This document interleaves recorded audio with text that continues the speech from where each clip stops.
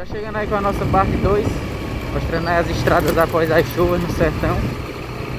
Aqui começando a descer a Serra da Baeta, ou Serra do Logradouro, como é conhecida. Acho que uma da, se não for a mais alta, é a segunda mais alta aqui da região do sertão. Pode ver que a serra, a estrada tá boa toda.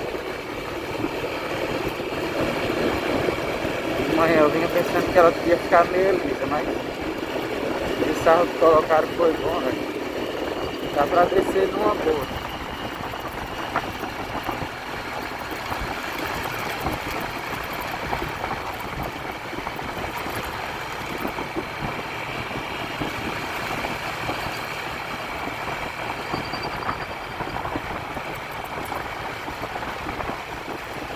Aqui é a estrada que dá acesso a outras localidades, Serra das Flores, Serra dos Leões.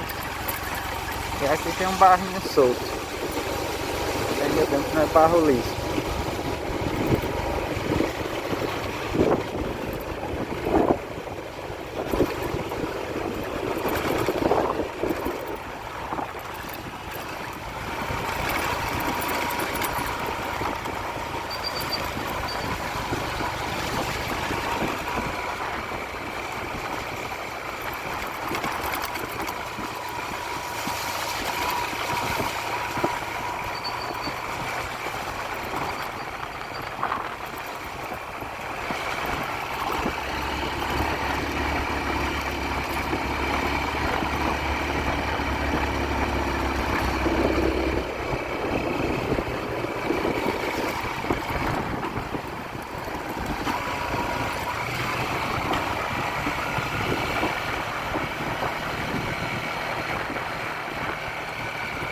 Gravei um vídeo, galera, subindo aqui a semana passada, tava um poeirão bonito. Tá postando aí junto com esse.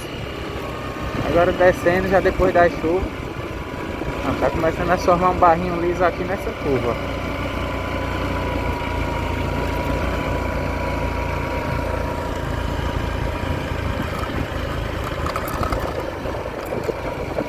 Aqui foi desmatado para dar uma visão.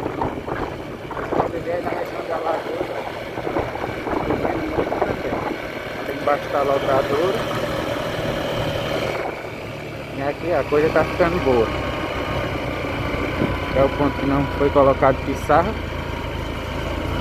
Aí começa a ficar logo liso. Mas o resto está tranquilo.